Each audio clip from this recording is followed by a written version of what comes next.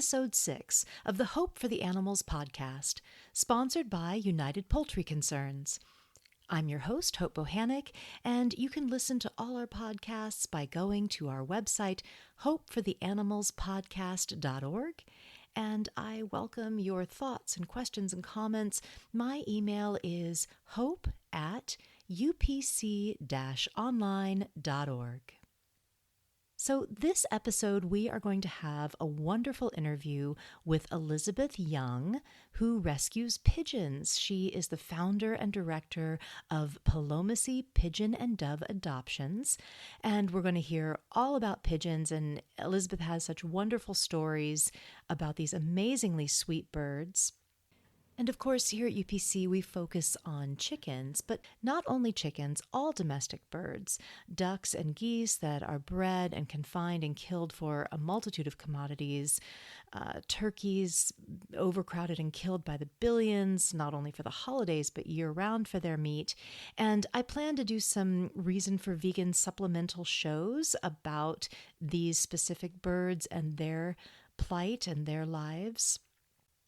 So there are numerous bird species, not just chickens, that are tortured and exploited in the industry, including pigeons that we're going to hear about in a bit.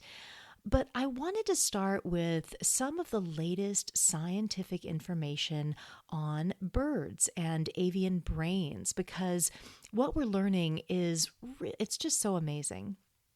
So, of course, it's a common myth that birds are not bright. In fact, the insult bird brain, of course, means that someone is dumb or said or did something dumb. And that just arose from the size of the brain. That insult, bird brain, rose from the size of the brain because birds' heads, of course, are small.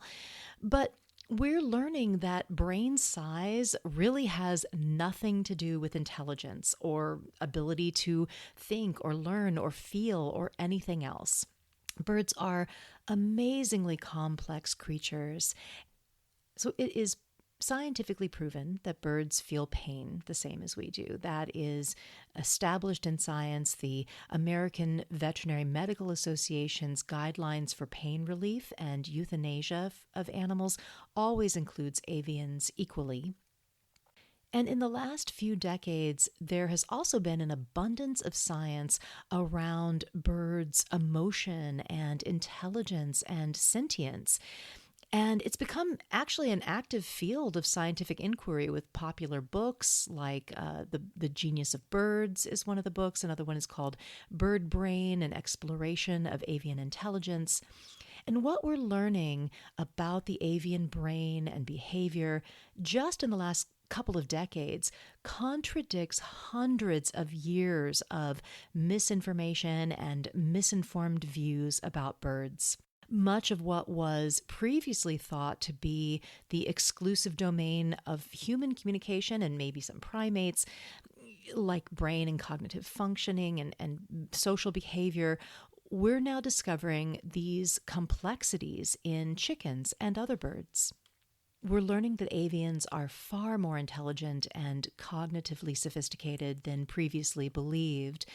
Birds have sophisticated brains with abilities previously thought to be uniquely human, such as mental time travel. It's kind of what it's called when you have the ability to remember the past and plan for the future.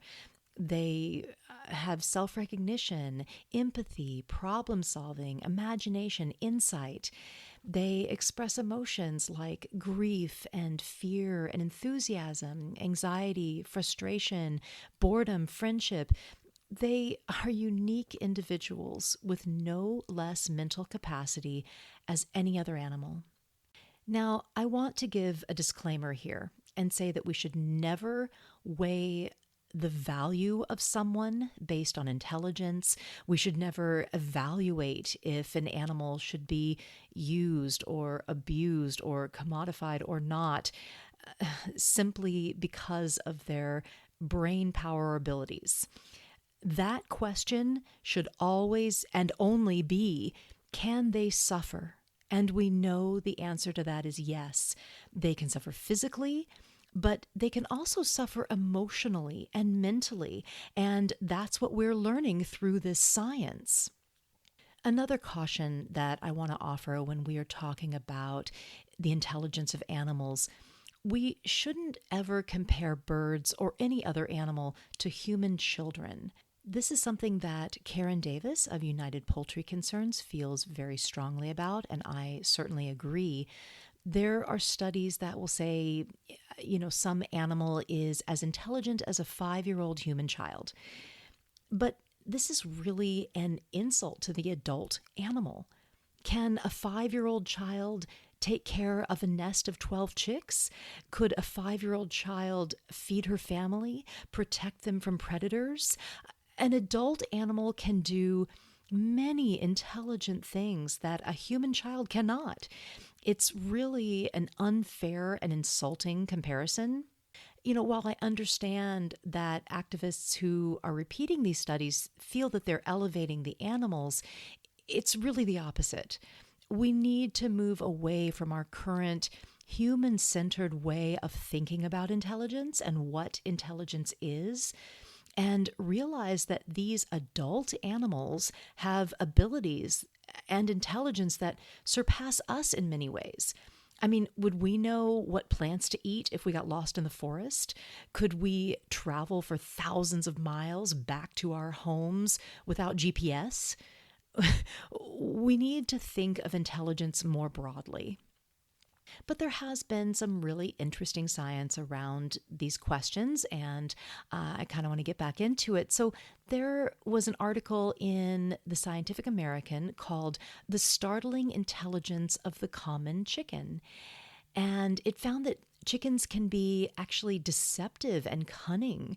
They possess communication skills and sophisticated signals that convey their intentions. When making decisions, chickens take into account their own prior experience and knowledge surrounding the situation. They can solve complex problems. They can empathize with individuals in danger.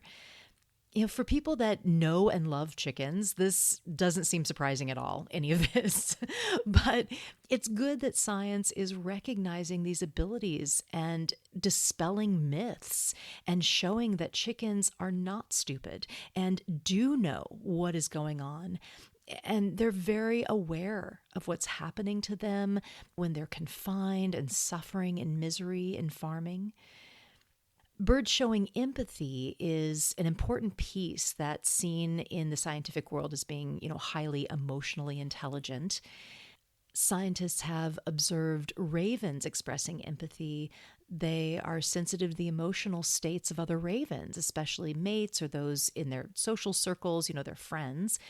If one bird was the victim of some conflict, others will comfort them with gestures like preening and touching, consoling them. So this one was really, really interesting. Eurasian jays, that's a relative of like blue jays or scrub jays. The male Eurasian jay brings food to his mate as a way of courting. He makes choices about what food to bring her, not based on what he likes, his own appetites, but on what she has eaten before, what he has observed her eating before. So he seems to understand that she has a mind of her own and desires that differ from his own. I mean, this is, better than some male human courting behaviors, for sure. And it's a component of social intelligence called theory of mind, which is the ability to attribute mental states, beliefs, and desires to others, and to understand that these states may differ from your own, which is considered the foundation of empathy and therefore emotionally intelligent. It's important that science is recognizing not only intelligence and emotional complexity, but also the sentience of avians. The years of scientific evidence of animals' consciousness and sentience culminated in a statement from prominent animal neuroscientists and other animal behavior experts, and it was called the Cambridge Declaration on Consciousness. And in this declaration, the scientists stated, quote, The weight of evidence indicates that humans are not unique in possessing the neurological substrates that generate consciousness. Non-human animals, including all mammals and birds, also possess these neurological substrates. So there is so much we are learning about birds and their unique and complex lives. If you're interested in learning more, I encourage you to go to UPC's website. That's upc-online.org. And there are numerous articles in the archives about the emotional lives of birds and so much more. So we are going to now bring in our speaker for the day. We are happy to have Elizabeth Young. She is the founder and director of Palomacy Pigeon and Dove Adoptions. Elizabeth graduated with a degree in English from UC Berkeley. She worked 13 years as a director of a nonprofit whose focus was on reducing poverty and developing self-reliance. Then in 2007, she became an accidental pigeon rescuer. Elizabeth always loved animals, and she was volunteering with the San Francisco Animal Care and Control Shelter. And she learned that it was common for pigeons to come into the shelter but not get out. And all the other animals, the dogs and cats, rabbits and rats, parrots and snakes, all animals had at least one rescue group to help them, but pigeons did not. So Elizabeth hadn't intended to start a rescue, but now with Palomacy Pigeon and Dove Adoptions, she has saved the lives of more than 1,000 birds directly and helped countless others across the country and beyond. So we are just so happy to have you with us, Elizabeth. Thank you so much for being here. Hope, thank you. I'm truly honored to be on your podcast. Yay. All right. So let's get into it. I want you to tell us about Palomacy. What is it that you do? Oh, what does the name mean too? I'm curious.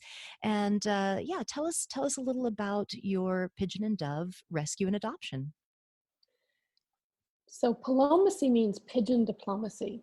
And we actually had to invent a word for what we were doing because nobody was doing it.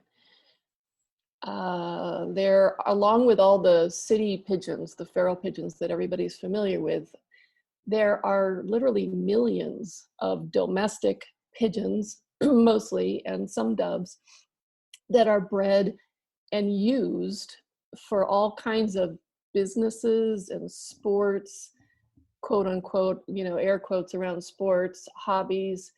There's lots of casualties that result, and they're totally predictable, and they're actually the birds are treated as if they're disposable. And most of them that get hurt when they're being used in these different ways just die out in the world because everything eats pigeons and doves, so they don't last very long.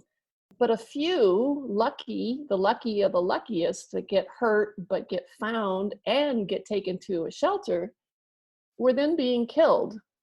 They'd stand in a cage for a week. They didn't know what to do with them, and they didn't publicize them. They didn't name them. They didn't take them to adoption events or anything like that. They didn't put them on the website. So, unsurprisingly, they didn't get adopted. And it was just this cycle, and they were just kind of, again, disposable. All the other animals had, everybody had at least one rescue. I mean, especially here in the Bay Area. I mean, we have rescues for neonatal kittens. We have rescues for old dogs, senior dogs. Muttville's amazing what they do. We have a rescue for black dogs and cats because they're harder to place, not to mention all the rabbit and the rodent and the pocket pet and the parrot and farm sanctuary, all these rescues. Except nobody was helping these domestic pigeons and doves. Think about speciesism. I think that's a huge part of it. I think if this had been a different kind of animal, they wouldn't have been in that predicament. I think pigeons are really mistreated. They're treated as less than. So it felt like not only were we having to find homes for animals that needed them, but we had to do it uphill sort of going against this incredible prejudice. People don't appreciate pigeons. They don't know pigeons. They fear them. They think they're dirty. They think they'll get diseases. And so pigeon diplomacy, in that we had to be out there in the world being ambassadors and diplomats for these amazing creatures who were so misunderstood. It feels really good. I love, we wanted not to just have a name of the rescue. We wanted a name for a movement. So people can do diplomacy everywhere. It's not just our little group. Wherever you are, whenever you are helping to share how amazing pigeons are and how they shouldn't be treated as so badly, that's diplomacy. Pigeon diplomacy, huh? Yes. That's wonderful. I love that. So I'm wondering how you got into the rescue work. I know, I know a little bit that you were at the Animal Care Control Shelter, but can you tell us more about how it evolved, the rescue work that you do? When I was a kid, I love all animals. I've always been drawn to all animals. That's my first and biggest passion. And when I was little, 6 or 7, and people say, "Oh, you're going to be a vet when you grow up." And I always knew, I said, no, I could never be a vet, because I knew I couldn't handle being in the animal business. How do you manage those conflicting objectives, to stay in business and pay your bills, and also to help animals in need? Like, it's a very tricky. And so I knew I had no interest I didn't never wanted to work with animals in a business kind of sense. And I never wanted to be in rescue because, as I got older, I never felt like my heart could never take it. And any rescue I did was just personal. Like when I adopted a dog, I went to the animal shelter to adopt my dog. And when I adopted cats, same thing. And when I adopted a parrot, the same thing. I would never buy an animal, but I never wanted to get attached to a rescue or be a part of a rescue community, because I just, I isolated myself in that. I couldn't deal with it. And in my mid-40s, I had a great job that I liked, but I didn't love. And I thought, maybe I was wrong all those years ago when I was a kid, and I just said, no, maybe I had made the wrong choice and blocked myself off, because I still have this passion. I mean, I still read about animals and talk to the animals. And if I go to a party, I'm the one that's talking to the cat, And so I thought, my mid-40s, I was like, you know what? I am going to volunteer at the animal shelter, 1 or 2 shifts a week, right? I was full up. I had my rescue dog, my adopted dog, my 2 cats, and my 2 parrots. So I was full. I didn't have any room for any more animals, but I wanted to help. So I thought, I'll go volunteer. And that's very reasonable and pragmatic, and, maybe just test this theory a little bit. And so the last thing I ever wanted to do was to start a rescue. And when I started volunteering, I first signed up to walk the dogs, but they actually had volunteers, like lined up to walk the dogs. Like, there was no need for that. So the need was in what's called the smalls, or the exotics. So that kind of catch-all place where they have the rabbits and the guinea pigs and the parrots and the chickens and the quail. And it turns out, the pigeons. And so I started volunteering in service to those animals. And I was really inspired by the rescues, because if it hadn't been for all the rescues who were helping all those animals to get placed, I would have just run screaming away. Like, it's overwhelming, like how many people are still bringing in, puppies and kittens and rabbits, and, oh, my kids, they got ducklings for Easter, and, it's just heartbreaking. But there are all these rescues doing such great work. So I was really inspired, and that kept me from running away. But within the first weeks that I was there, I noticed they were bringing, these, you'd come into your shift and there would be these big white pigeons just standing in a cage in the smallest room. And their body language was like, leave me alone, I'm afraid. And the shelter staff really didn't have it. They weren't a part of the training or anything. Nobody named them. Nobody, they teach you how to give enrichment to the rabbits and how to handle the guinea pigs and all that kind of stuff. But the pigeons were just like there. And then the next week you come and they wouldn't be.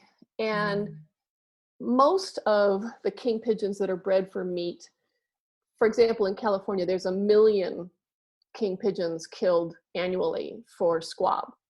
And the vast majority of those are raised and then processed in a plant and shrink wrapped, and they go to fancy restaurants, and nobody sees them until they're on the plate. But there are some king pigeons that are routed to live poultry markets and farmers markets and flea markets and backyard breeders. And when people are exposed to these, especially at the live poultry markets, people make the mistake of buying them and thinking, I'm going to save this animal's life. I'm going to take this pigeon or these 10 pigeons to the park and set them free. And they don't realize that these birds are completely domestic and completely helpless in the wild. They're super smart, and they kind of know they're in trouble.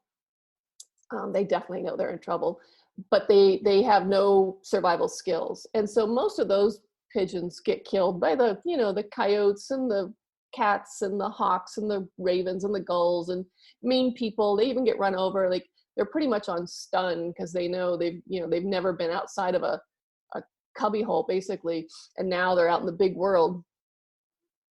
The few of those that were lucky enough, so think about how that is. So they were bred to be meat and butchered at 4 weeks of age. And instead of going to the processing plant, they went on the truck to the live poultry market. So they dodged death there. Then now they're at the live poultry market, and instead of being purchased for home butchering for freshness, many cultures, that's they prize freshness overall with meat. They were bought to be released either in an altruistic way or for ceremony, or so now they've dodged death again. Now they're out in the world and they're again facing death because they're completely vulnerable and they're a very tasty meal to every kind of predator. And yet they get lucky enough that some person finds them, goes to the effort of cornering them and picking them up and finding, taking them to the shelter. So now they've defied certain death 4 times, and they're at the shelter and they're there for a week, and then they're, they call it euthanized. Like that was, I mean, that just seemed like the saddest, most terrible story ever. Yeah. And I didn't know what to do about it. And I didn't like, when I started there, I didn't have anything particular for pigeons. I mean, I love pigeons. I didn't have anything against them, but I didn't have any particular special passion for them. I mean, I just loved all animals. And so the first couple, I was there about 3 weeks, and, you get a sense like, yeah, these birds, they were here last week, they're gone this week. And they act, they're afraid, they're not socialized, they're poultry. You don't know what to do. You don't want to let them out of the cage and have them bang around, and then staff will get mad at you, or, so you don't know what to do.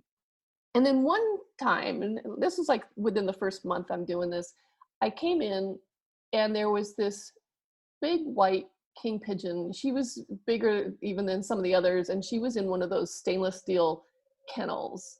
And she was just like hopping from one foot to the next, and she was at the front. She was like, let me out, let me out. You could see she wanted attention. And that was completely different. None of the others had been like that. They just stand there, like, try to be invisible. They're terrified. And so at the end of my shift, I was like, I don't know what to do. I don't know what this bird wants, but she wants something. And so I opened the door and I put my hand out, and she just stepped up on my hand like such a big lady. I was surprised at her weight. I was like, oh, and she was just so, that's what she wanted. So her name was Guadamina. And Guadamina had been somebody's pet. She wasn't just off the, out of a crate from the poultry market. She was a mature king pigeon who somebody had had as a pet for a couple of years. So she was socialized, she was bicultural, human, avian. And so when she wound up at the shelter, she knew what to do. She knew how to communicate with people, and that's what she wanted to do. So I just walked around. I introduced her to all the rabbits, and showed her the budgies, and she was just the most elegant and sweet, and it was kind of like a fairy tale. And when I put her back in the kennel, I realized, oh, okay, so this is what a pigeon can be. Like this is an amazing pet. This is an incredible pet. So when she was up against being timed out, um, I couldn't adopt her because I was full up. But I was like, you know what, I can find a home for this bird. Like, I know I can. I was familiar with Mickaboo Parrot Rescue, Mickaboo Companion Bird Rescue. They're a fantastic rescue here in the Bay Area that helps parrots of all kinds, from the budgies to the macaws. And I was like, this is an amazing bird. She needs a home. She can be placed. And so I reached out to Mickaboo, and I took Guadamina into my foster care so that she was home with me for a month while I worked on finding a good home for her. And I did. Mickaboo was so kind. They let me connect through their listserv and, publicize her along with their other birds. And the woman who adopted Guadamina actually attended one of Mickaboo's free bird care training classes. So it was wonderful. And then the next two king pigeons came in, and they were more typical. They were scared. They were youngsters. They butcher them at 4 weeks old. They haven't even fledged. And so they're immature. They're scared anyway.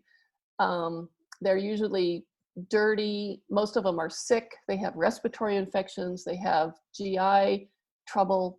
And so there were these two little scrawny, funky looking king pigeons huddled in their cage, and one died, which wasn't uncommon. They're frail, and then so the other one was left there alone. And yeah, I named her Rocky because pigeons are really defenseless.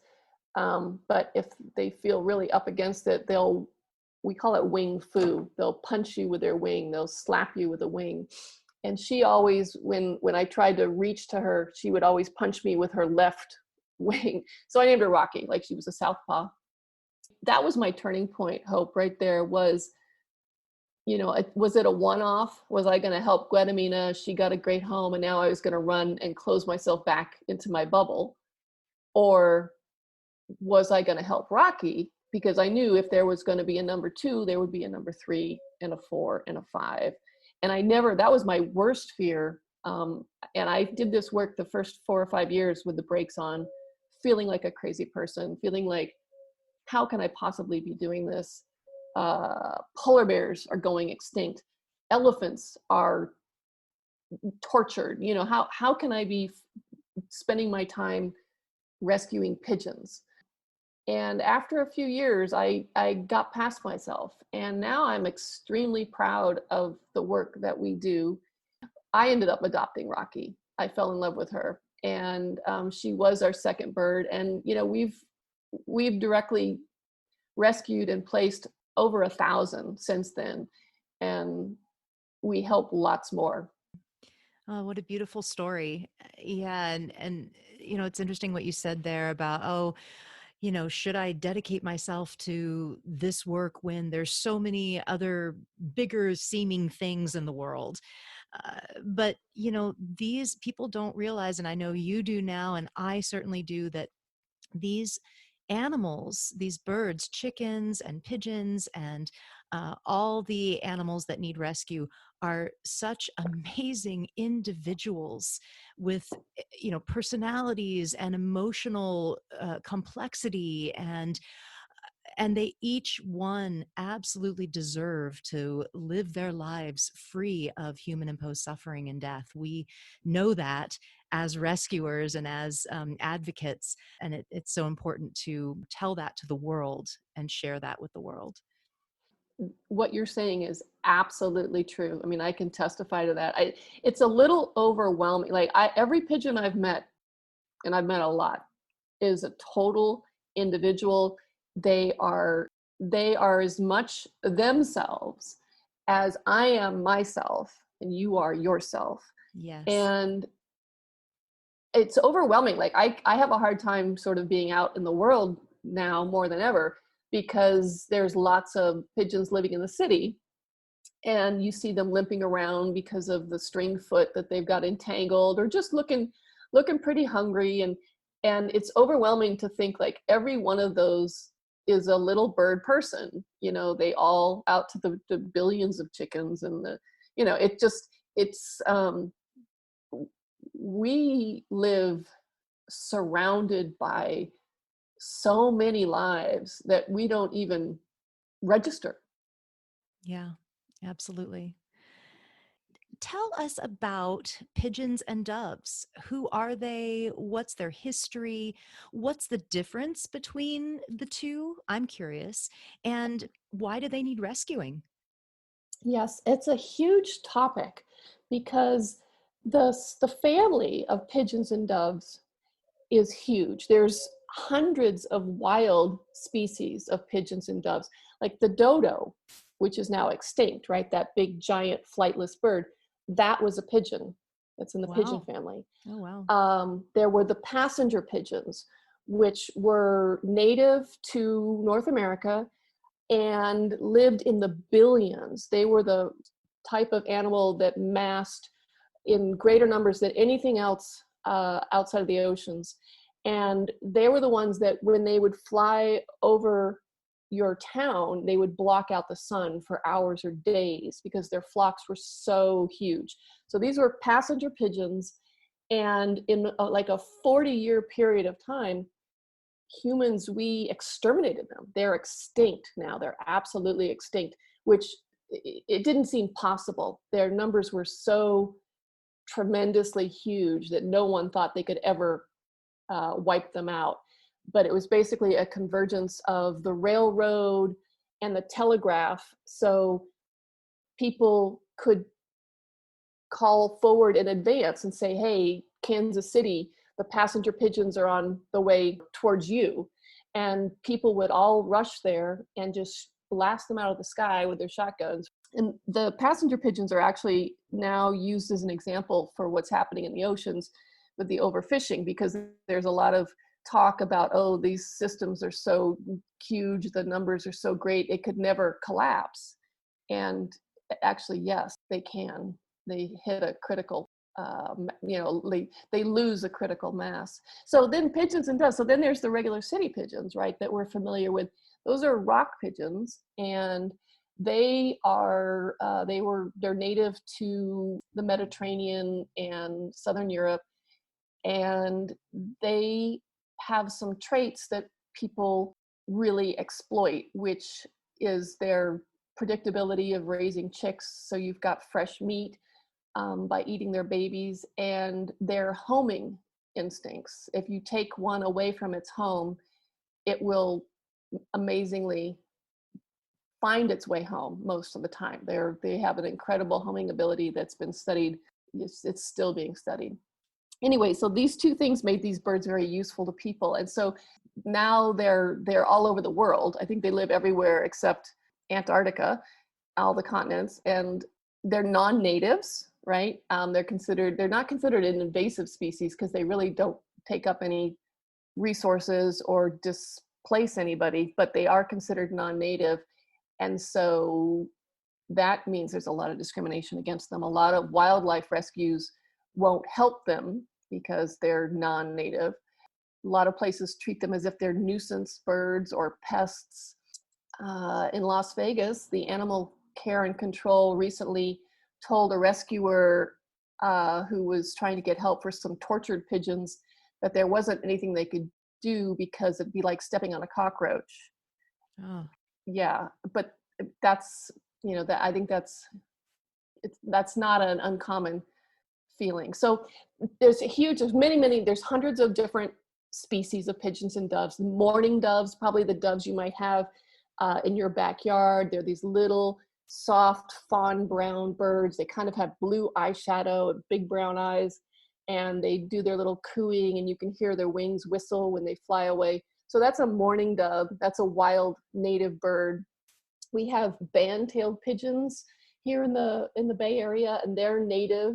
They're the wild pigeons that live in the scrubland and in the forests and everything. They have yellow feet and beaks, which is how you can tell that they're not a rock pigeon.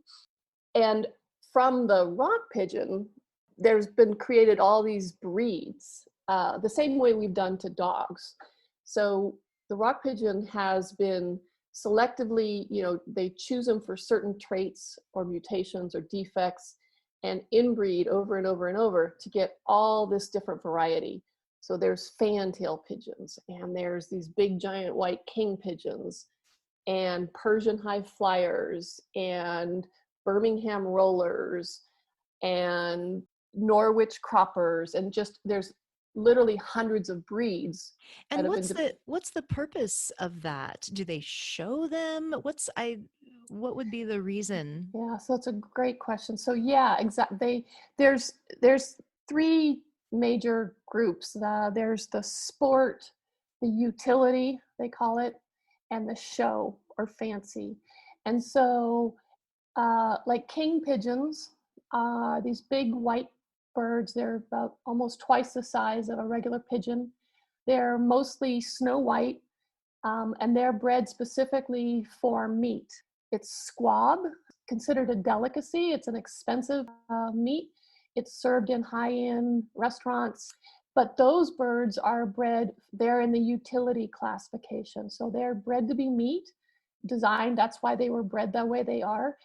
The reason they're white is not because they care about the feathers color, but they want pink skin.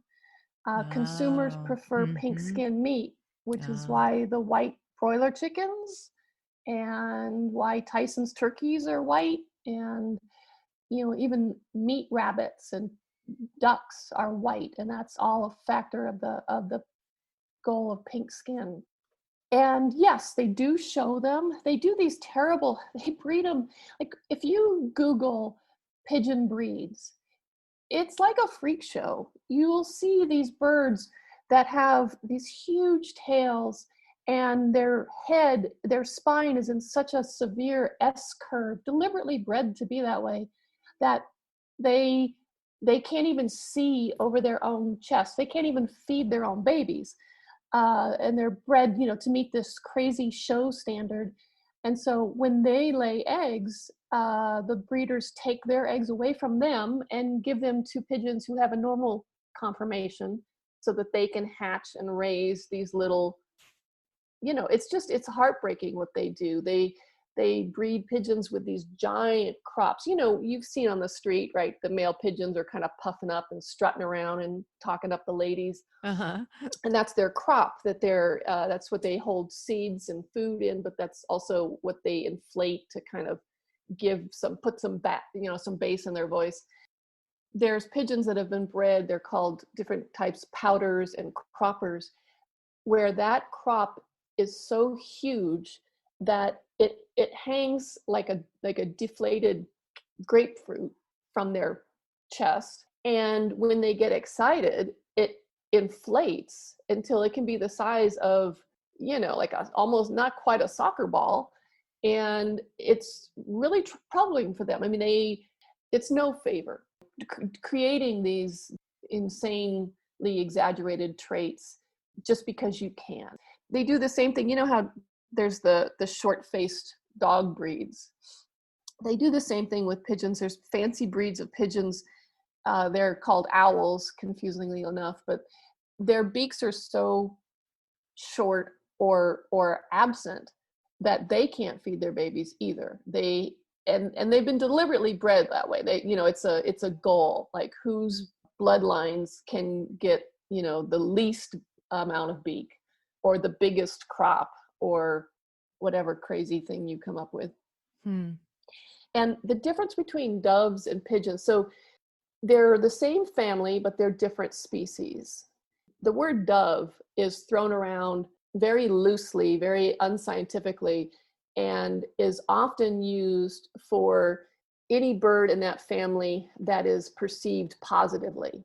For example, if you go to a ceremony, a wedding or a funeral, and there is a release, quote unquote, of a dove release, those aren't doves. Those are white homing pigeons.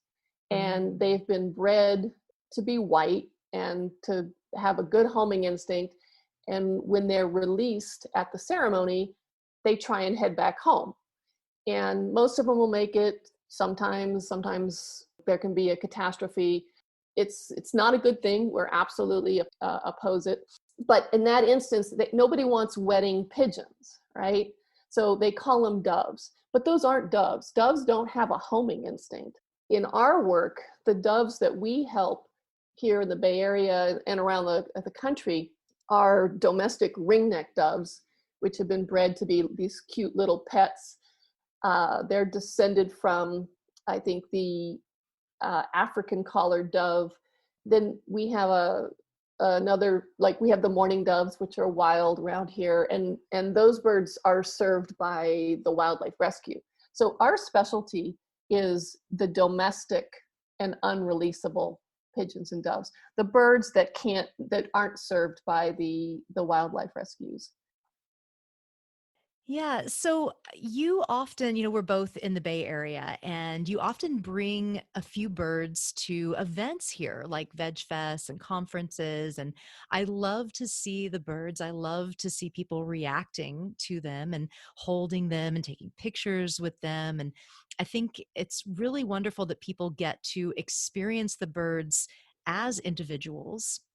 So, what is that like when you bring pigeons to events? It's really, really essential because, so pigeons are ubiquitous, right? So everybody, the general public thinks they know pigeons, and for the most part they don't like them. They think of them as dirty, which pigeons are not. Pigeons are meticulously committed to cleanliness and feather perfection.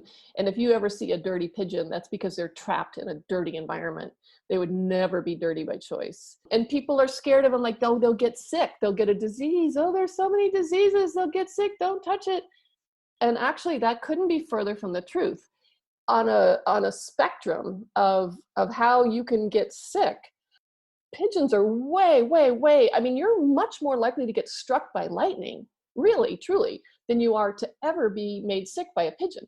You're way more likely to be made sick by your own dog or your own cat or your own friend than you are pigeons. They're actually not a health risk to humans. That's just an excuse. They poop, so people don't like them, and so you have to kind of justify, like, oh well, let's get rid of them. And it's big business, actually.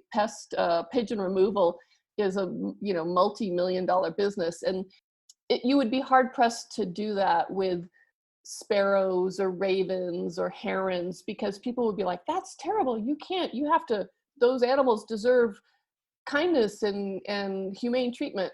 Whereas pigeons, everyone's like, well, good, get rid of them. And that's a big myth. And then the other thing is, or people think they're dumb, like, oh, they won't even get out of the street when you're walking, they're so stupid. And that's not true. Pigeons are highly intelligent. They're scary intelligent. So I learned really, really, like, from the instant, it was my gut instinct, and I was spot on, that I can't talk to anybody about pigeons. You don't have any clue of who they are until you meet one. And so I knew I couldn't go anywhere and talk about pigeons, because people's eyes just glaze over, and it's just like, they think they know what they know. So yes, I bring pigeons, and basically these birds were treated as if they were unadoptable.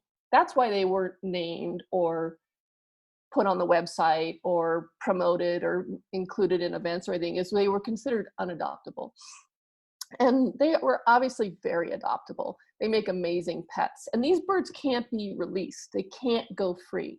That's the first thing I would want to do. If they could be, any bird that can be free should be free. I am not a fan of captive birds at all. And I would gladly see the end of bird captivity in every which way. But these birds are here. They're domestic. They can't survive on their own. They have to have a home. And so we help them find it. And to do that, we have to introduce them to people. And they are, they're our secret charm weapon, because pigeons are just very, very charming. They're very personable. They're very emotional, but they're chill and relaxed. And we call them masters of the leisure arts, because they like to hang out on the couch, and they like to lay in the sun, and they like to soak in a tub, and they're wonderful. And so, yeah, we take them everywhere. And I have seen a shift. I've been doing this 12 years now, and I have absolutely, the needle, we have a long ways to go to move the needle, but I have absolutely seen it shift. People are getting the message, and these birds are no longer considered unadoptable just, automatically. So, when you go to adoption events, you expect there's going to be animals. There's, hundreds of dogs and cats and rabbits and all the people, and we bring our birds, and we are showstoppers. People are amazed because we have pigeons and pants, and they're like, what? But so that's pretty, that's cool. But sometimes you mean that I just got to clarify, pigeon, you have a little kind of a diapery thing you put around their back to catch any droppings. So that's what you mean by pigeons and pants. Just to clarify. And they would rather be naked. But the pigeon pants, and I tell you, I'm not a dress up my pet kind of person, but the pigeon pants have been a real game changer for these guys, because first of all, you can't meet a bird in a cage. Like there's just nothing. It's just so alienating. All you can do is kind of pity them.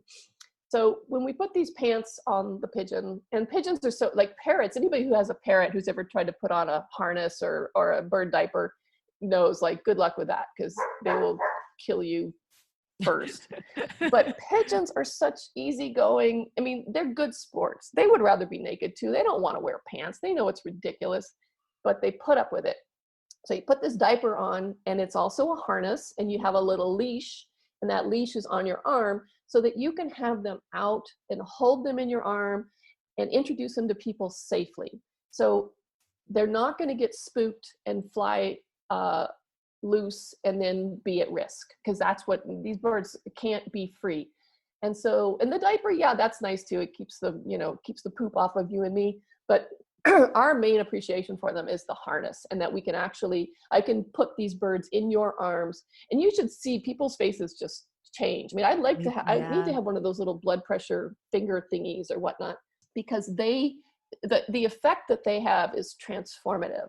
Yeah. We call pigeons gateways to compassion. Now, sometimes we're invited to events that we're interested and we want to be at, but they're not animal events. And one of these was your event that you host with the UPC, the Conscious Eating Conference. Uh-huh. Yeah. And you were kind enough to offer us a pro bono table to have at the conference, and to share literature and meet people and everything. And I looked it up, and I was thrilled to be invited. And I looked it up and looked at all the details, and I knew it wasn't an animal event. This was not an adoption event. This was a conference on a lot of expert speakers, and in a non-animal setting. But I took a chance, and I brought one king pigeon. King pigeons are bred for meat. Nobody knows that. Even animal rescuers and the animal welfare community is pretty much oblivious to this. It's like this hidden thing. And I came fully prepared to be turned away at the door. I didn't ask, because I didn't want to ask. I didn't want this is not an animal event, which you had every right and only made sense. So I came to the event and I was fully prepared to go home, just turn back and not, not have my feelings hurt, because I knew what I was doing was sort of breaking a rule. But at the same time, I knew that if I did bring a pigeon, people would be amazed. There would be no trouble. There would be no fuss. There would be no poop. There would be no disruption. I mean, they're so good. And so I took the chance, and I'll never get over how grateful I am to you, Hope, because you just looked at me and you smiled and you were like, I don't know what you were thinking. Um, Well, I and kind of have the same attitude of, well, I'd rather have to apologize later than ask for permission, so. that's, that's exactly, I just felt, I was like, you know what? I mean, I'm not supposed to, but I'm going to give it a try.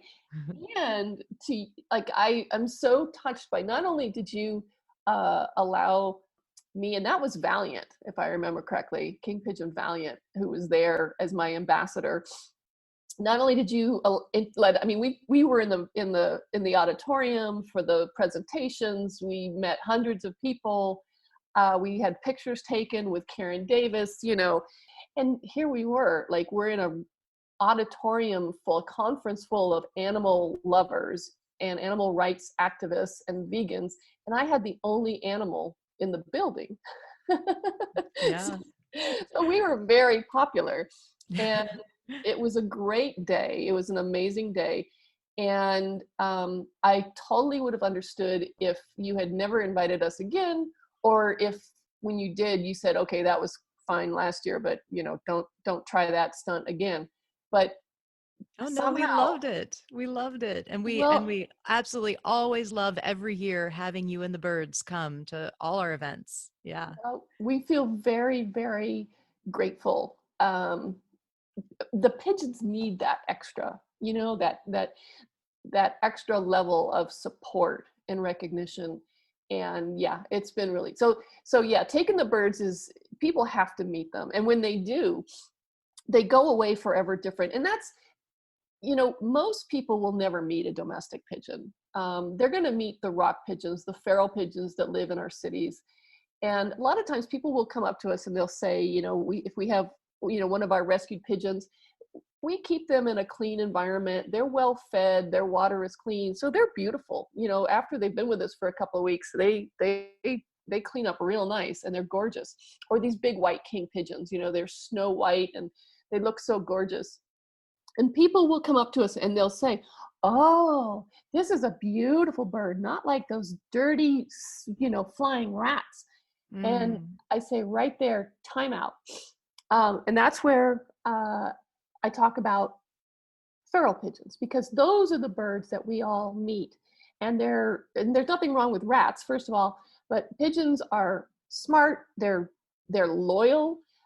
They have amazing devotion to their mate. They mate for life, and they both take care of their eggs. They both male and female build the nest, both sit on the eggs, both feed the chicks. I mean, they're really admirable creatures. I want to transfer that appreciation that they suddenly have for this domestic or rescued pigeon, and have them take that out into the world and forever see all the pigeons differently, as they should. Wonderful. Such important work. I love it.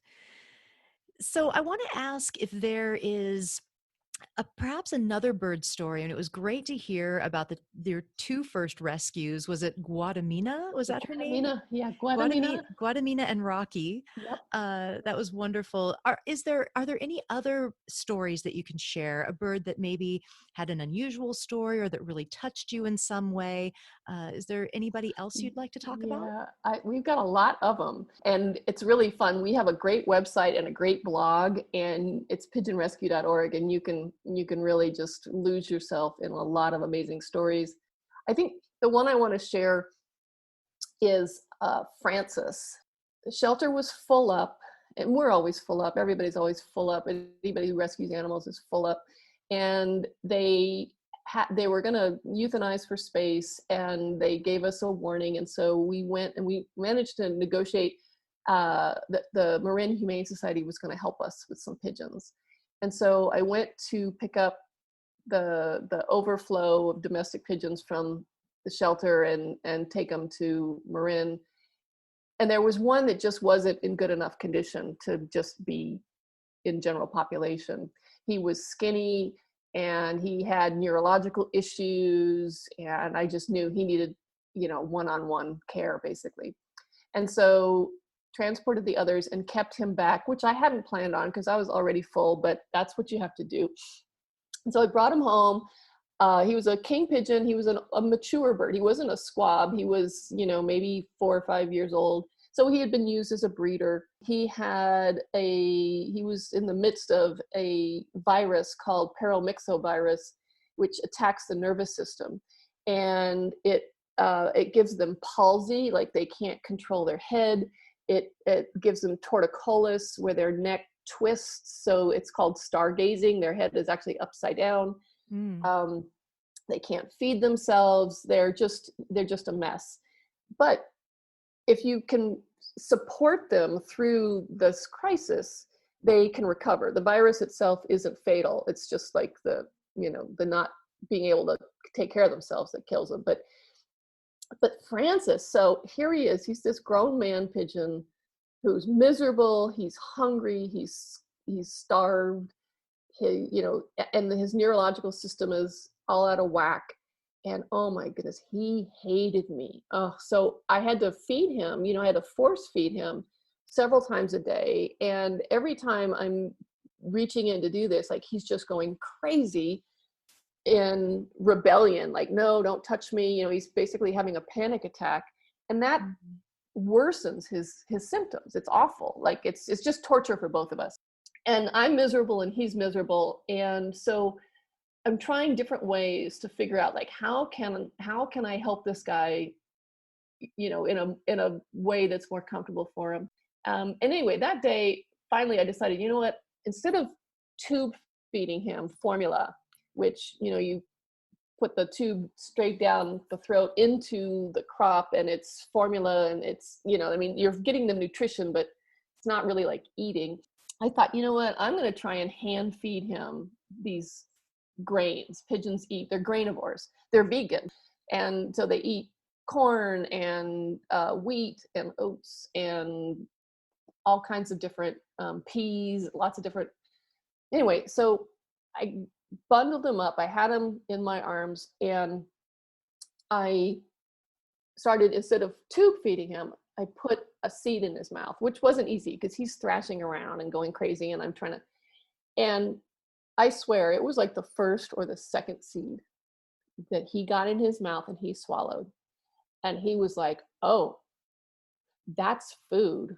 I want that. And I swear he fell in love with me. Like, it was such a profound shift. He was like, oh, yes. Okay, now, yes. And it was, oh my God. I mean, I still get chills just thinking about it. So now we're on the same side, right? So now, I mean, he's still sick as hell, but I'm hand feeding him. He's loving it. He's falling in love with me. When I open his crate, I call it my kitchen counter hospital. I opened his crate and he's like, in his spazzy little way, greeting me. He's happy to see me. Aw. And he had a long recovery. It was like, I don't know, it took maybe 6 or 8 months. And he got, he was living in the house, and his little pitter patter, he would march down the hallway, just the cutest thing in the world. He eventually got well enough, like I would put him out in the aviary during the day, but bring him in because it was just too exhausting for him for 24/7. And he was really lonesome. I was his bird wife, but not a very good one. And he finally wooed the widow country, and they got married, and he was so happy. And so I adopted Francis. I don't adopt all of them. I swear I find homes for most of them. But Francis, I mean, that example, and I could tell you many stories like that. That's how pigeons are so smart and so adaptable that they can change on a dime. And that's an extraordinary ability, to be that resilient, that flexible, that responsive. What a great story. Little Francis. Oh my God. You can see video of him. He's on our website. Oh, cool. So, Elizabeth, I want to ask you, I know that you are vegan, and I want to ask how you went vegan, why you went vegan, how that connects to what you do. So I told you I've loved animals all my life, but I grew up in a meat and potatoes family, and I understood it. I knew it at some intellectual level. I understood that those pork chops that I thought were so delicious and the steak that I enjoyed so much, those were animals. But that was my diet. That's what I grew up on, and that's what I ate, and that's what I knew. And as I got older, teens and 20s, I always kind of planned on becoming vegetarian. That just seemed like a good, as an aspiration. It just seemed like a good thing to do. And I had stayed out of the rescue community, out of the animal welfare community. I didn't expose myself to any of that because I just couldn't bear it. But when I started rescuing pigeons, then when you start rescuing animals, you start learning about what happens to animals. And it was quickly clear to me, like, forget about vegetarian. I need to be vegan. Like, it's all terrible. Like, eggs and dairy are, the suffering is just unbelievable. And so I'll tell you a couple of things that really helped me. I mean, your conscious eating conference has always been a huge help to me because I love what I learn, and I love the experience, and that has been a huge help to me. And also Thistle and Bistro. Those have been huge helps to me. Yeah, maybe explain what those are. So Thistle and Bistro are home meal delivery, Yeah. that vegan options that are delicious. I'm not a good cook anyway. I'm a terrible cook. And what little I did learn how to cook is not, something I can eat anymore. And so having like Bistro is I just love my Bistro. And it's Vistro with a V. It is. It's Yeah. VEESTRO, and it arrives frozen, which seemed like I was like, oh, that's gonna be, what the heck. But gosh, I love having a freezer full of delicious, healthy vegan meals that are so yummy. I don't know how they make them so yummy. And they heat, you use them. I do it stovetop or in the oven, and yeah, I mean, I don't get commissioned for bistro or anything, but for me, as somebody, I'm not a cook. I'm not somebody who likes to. That has really been a joy. Yeah, they're very helpful, especially for people that don't like to cook. I've heard that before from vegans that aren't really into cooking. Those are really great options because it comes just right to your door and it is delicious. We did that once for Thanksgiving, getting their Thanksgiving feast, and it was, yeah, fabulous. What a great idea! I didn't know about that. That's a great idea. Well, we do need to wrap it up. It's been such a wonderful conversation. Elizabeth Young, thank you so much for being with us. How can people get a hold of you? And if they want to consider adopting a pigeon, how do they reach you? Hope, thank you. I'm really, really so honored to be on your podcast. And there's a lot of different ways. So we're here in the Bay Area, and our website is pigeonrescue.org. But there are birds in need of help everywhere. And we have a Palomacy help group on Facebook that is extraordinary. People tell me every day, I hear that our Palomacy help group gives them hope or gives them faith in mankind Mm, because it's a very positive, supportive, compassionate place. And people find these downed birds, these injured survivors of pigeon racing, or these abandoned unsold birds that are at shows. And anyway, people find these birds and they need help, and it's not easy to find help for a pigeon. And we're making it a lot more accessible through our Palomacy help group on Facebook. And it's wonderful. And people really enjoy, we share our stories and our crazy pictures and just the joy that we find with these guys. Pigeons and doves are wonderful. Rescued pigeons and doves make wonderful pets. They're easy. They live with us easily. They fit in easily, and it's not like you're taking a wild bird and making them captive. There is no free for these birds. They have to have a home. And so whether they're pets in your house with the family or you have an outside aviary that's predator and rodent proof, it's really awesome. It's great. And they're everywhere. So whoever is hearing this, you don't have to feel like, oh, I wish I was in the Bay Area, I'd get involved. You can get involved wherever you are around the country, around the world. Wonderful. And I'll put the website and maybe a link to the Facebook page in the show notes on our website, hopefortheanimalspodcast.org. So we'll have that there. Thank you. Thank you, Elizabeth. It's really been a wonderful conversation. I've learned so much about pigeons. It's been great. Thank you again, Hope. I'm very grateful for this opportunity to do a little pigeon diplomacy. Thank you. And thank you for listening to the Hope for the Animals podcast. You can support this podcast by leaving a rating or review wherever you listen to your podcasts. And please have hope for a better world for animals. Consider adopting a pigeon and live vegan.